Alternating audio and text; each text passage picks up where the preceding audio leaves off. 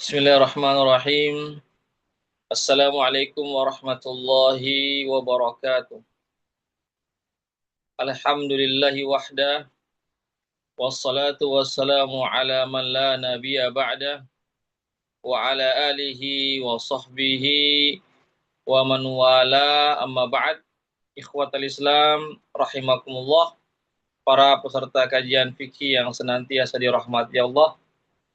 Pertama-tama kita senantiasa memuji Allah Subhanahu wa taala dan bersyukur kepadanya atas segala limpah rahmat dan hidayahnya sehingga pada malam hari ini kita dapat bersua kembali di ruang Zoom dalam program kajian fikih. Salawat dan salam senantiasa tercurahkan kepada junjungan kita Nabiullah Muhammad sallallahu alaihi wasallam beserta keluarga dan para sahabatnya, para pengikutnya yang tetap setia berpegang teguh kepada sunnah-sunnah beliau dan para sahabatnya hingga hari kiamat kelak. Amin ya rabbal alamin. Ikhwatal Islam rahimakumullah. Insyaallah pada malam hari ini kita melanjutkan kajian fikih dari kitab Al-Mulakhas Al-Fiqhi yang ditulis oleh Fadilatul Syekh Dr. Saleh bin Fauzan Al-Fauzan hafizahullahu taala. Kita sampai pada bab tentang adab-adab berjalan ke masjid. Adab-adab berjalan ke masjid.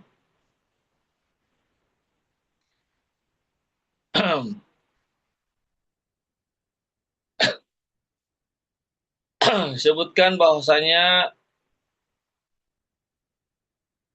ya seorang muslim tentu sangat membutuhkan pengetahuan tentang adab-adab yang disyariatkan ya sebelum melaksanakan sholat sebagai bentuk persiapan sholat.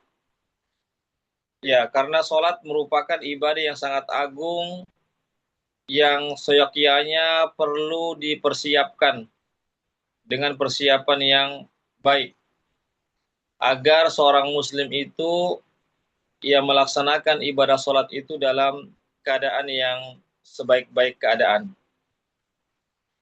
Oleh karena itu disebutkan dalam kitab ini apabila seorang muslim itu berjalan ke masjid untuk melaksanakan sholat berjamaah bersama dengan kaum muslimin, maka hendaklah dia berjalan dengan tenang, tidak terburu-buru. Ya, tidak terburu-buru. Sebagaimana hadis Rasulullah Shallallahu Alaihi Wasallam, hadis yang diriwayatkan oleh Imam Bukhari, ya dan Muslim, hadis yang sahih. Nabi bersabda, "Idza uqimatis shalah famshu 'alaikumus sakinah, fama adraktum fasallu wa ma fatakum faatimmu." Apabila telah didirikan salat, maka hendaklah kalian berjalan dalam keadaan tenang, dan apa yang kalian dapatkan maka salatlah bersama jemaah, dan apa saja yang kalian tertinggal darinya maka sempurnakanlah. Ya, di sini ada redaksi mengatakan maka berjalanlah dengan tenang, ya tidak terburu-buru. Ya, ikhwatal Islam, a'azakumullah.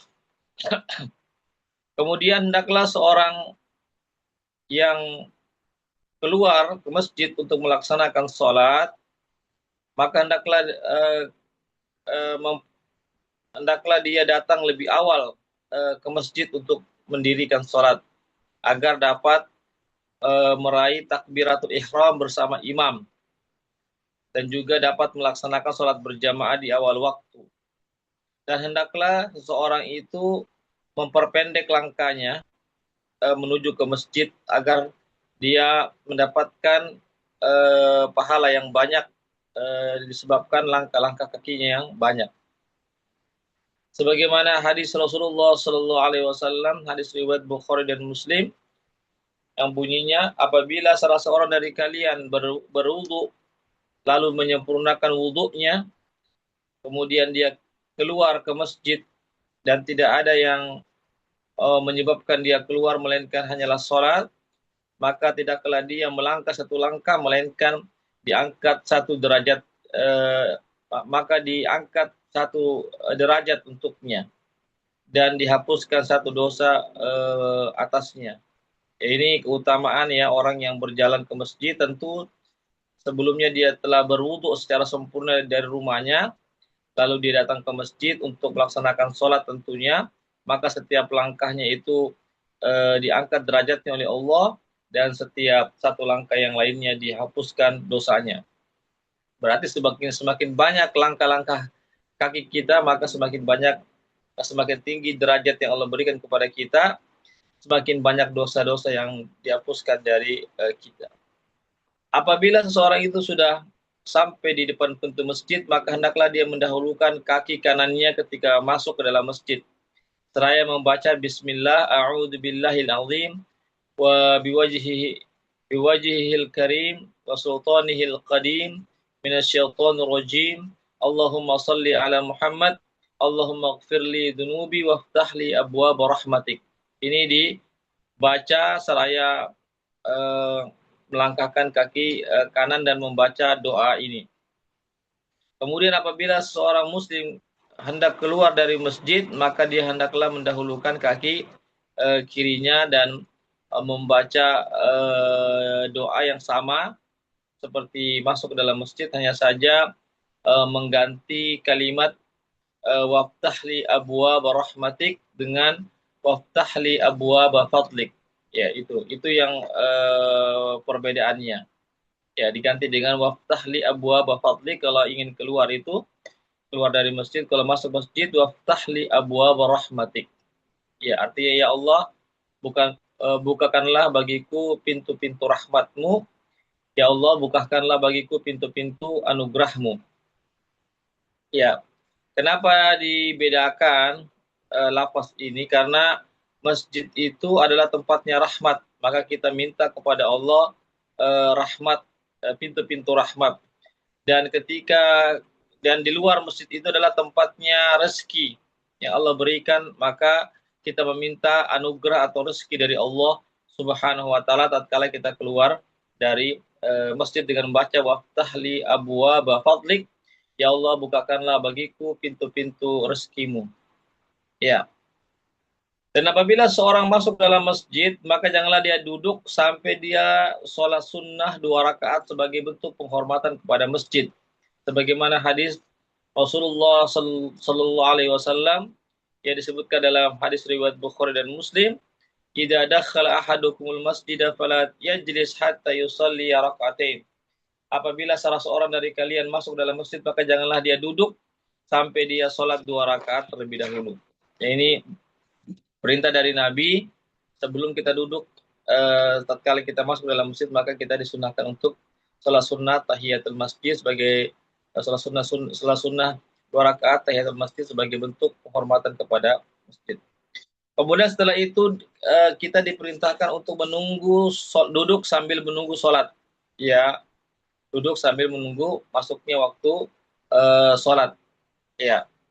Dan selama kita menunggu di dalam masjid, menunggu masuknya waktu sholat, ya, atau menunggu didirikannya sholat, maka hendaklah seseorang itu memperbanyak zikir kepada Allah, memperbanyak membaca Al-Quran, meninggalkan perkataan atau perbuatan yang sia-sia, ya.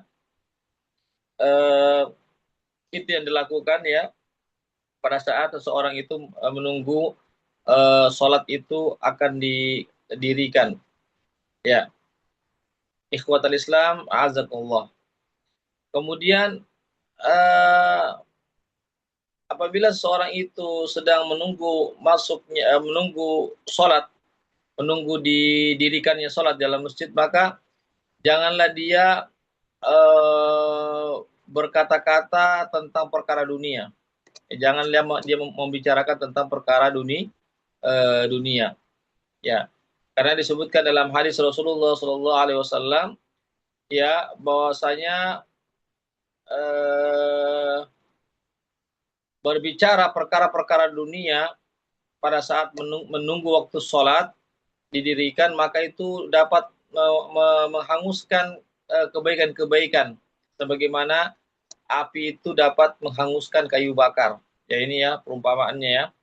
Perumpamaan orang yang berbicara masalah dunia pada saat dia menunggu sholat itu didirikan, sama seperti maka dia telah memakan kebaikan-kebaikan yang dia lakukan, sebagaimana api melahap kayu bakar.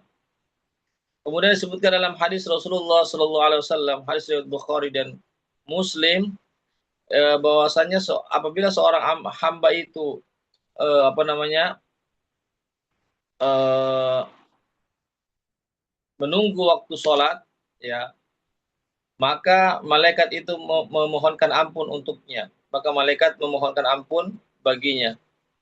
Ya, oleh karena itu maka hendaklah kita berupaya untuk memanfaatkan, ya, keberadaan kita selama di masjid ketika kita menunggu menunggu masuknya waktu sholat, atau menunggu didirikannya sholat, dengan apa? Dengan memperbanyak zikir, doa. Jangan kita sia-siakan dengan perkataan yang sia-sia, dengan berkata-kata yang tidak ada manfaatnya, ya. Ini yang harus kita perhatikan, ya. Apabila sholat itu sudah ditegakkan, maka hendaklah seseorang itu bangkit dari tempat duduknya, lalu hendaklah dia berdiri, ya, di shaf untuk melaksanakan sholat ketika muazin mengatakan qad qamatus shalah. Apabila muazin sudah ingin mendirikan sholat atau melakukan iqamah, maka seseorang itu hendaklah dia berdiri ketika seorang muazin membaca qad qamatus shalah. Artinya waktu sholat telah dekat untuk didirikan, sebagaimana yang dilakukan oleh Rasulullah Shallallahu Alaihi Wasallam. Namun jika seorang itu berdiri ketika mulai iqamat, tidak menunggu qad qamatis shalah, maka itu diperbolehkan. Ya, ini ikhwat Islam, azakumullah. Kemudian hendaklah seorang muslim itu berupaya sedapat mungkin untuk berada di saf yang pertama, sebagaimana hadis Rasulullah Shallallahu Alaihi Wasallam, "Lau ya'lamun nasu ma fin nida'i wa saffil awwal thumma lam yajidu illa ayyastahimu alaih lastahamu utaf alaih." Ini hadis sahih riwayat Bukhari dan Muslim. Jika seandainya manusia itu mengetahui apa yang ada pada azan dan saf yang pertama, maka mereka tidak mendapatkannya, melainkan mereka mengundi terlebih dahulu. Ya, seandainya mereka tidak bisa mendapatkan, melainkan harus dengan mengundi terlebih dahulu, maka mereka pun akan melakukan undian. Ini menunjukkan begitu tingginya pahala kemuliaan pada azan dan juga saf yang pertama, maka manusia, kata Nabi, rela untuk mengundi dirinya agar bisa mendapatkan perkara yang mulia tersebut. Kemudian disebutkan dalam hadis Rasulullah SAW, Nabi bersabda, khairu sufufir rijal awwaluha. Sebaik-baik safnya laki-laki adalah di awal atau di saf yang pertama. Kemudian kita berupaya untuk berada dekat dari imam, sebagaimana hadis Rasulullah SAW, liyaliyani minkum ulul ahlami wan nuha. Ya, hendaklah yang berdiri, ya, di belakang saya, ya, adalah orang-orang yang sudah dewasa, ya, orang-orang yang sudah dewasa, ya, maka itu di anjurkan untuk berada di belakang imam. Tentu ini bagi yang laki-laki saja. Adapun yang perempuan, maka saf yang paling akhir adalah saf yang utama bagi perempuan. Ya, jadi semakin jauh perempuan itu posisinya dari laki-laki, ya maka itu semakin baik. Ya, sebagaimana hadis Rasulullah SAW, wa khairu sufufin nisa akhiruha. Sebaik-baik safnya wanita adalah yang paling yang paling belakang. Ya, karena yang paling belakang itu tentu jauh dari pandangan laki-laki. Kemudian sangat ditekankan bagi imam, ya, dan orang yang melaksanakan sholat berjamaah untuk memperhatikan rapatnya, lurusnya dan rapatnya saf. Ya, sebagaimana hadis Rasulullah SAW, Nabi bersabda, "Sawu sufufakum, fa inna taswiyatus sufuf min tamamis shalah." Hadis riwayat Bukhari dan Muslim. Nabi bersabda, luruskanlah saf-saf kalian, karena lurusnya saf-saf itu merupakan bagian dari kesempurnaan sholat. Kemudian dalam hadis yang lain, dalam hadis yang diriwayatkan Imam Bukhari dan Muslim juga, hadis yang sahih, Nabi bersabda, la tasuwanna sufufakum, la tusawunna sufufakum au auliyah auliyukhalifanna Allahu baina wujuhikum. Ya, hendaklah kalian meluruskan saf-saf kalian, atau Allah Subhanahu wa taala memalingkan wajah-wajah kalian. Ya, jadi di sini menunjukkan pentingnya perintah untuk merapatkan saf dan meluruskan saf. Ya, jadi meluruskan saf itu adalah artinya meluruskan pundak dengan pundak sejajar, begitu juga dengan mata kaki juga atau tumit juga sejajar. Ya, antara tumit sejajar. Ya, kemudian juga sangat ditekankan bagi jamaah untuk menutup tempat-tempat yang kosong dan merapatkan safnya. Jadi yang sampai ada tempat-tempat yang kosong, maka itu harus ditutup segera, dirapatkan safnya dan seterusnya. Sebagaimana hadis Rasulullah SAW, aqimu sufufakum wa tarasu. Hadis riwayat Imam Bukhari, hadis yang sahih. Nabi bersabda, hendaklah kalian mendirikan saf-saf kalian dan merapatkannya. Ya, jadi di sini disuruh untuk merapatkan saf kita, ya, pada saat sholat berjamaah, jangan sampai ada celah-celah yang mana setelah itu akan ditempati oleh syaitan.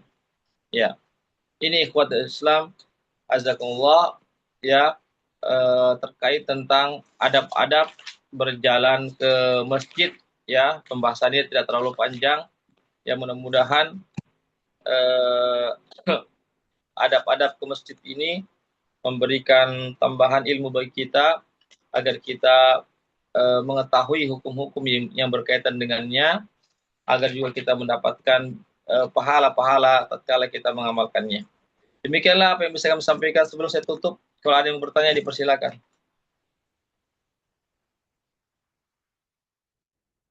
Ada yang bertanya tentang adab-adab ke masjid?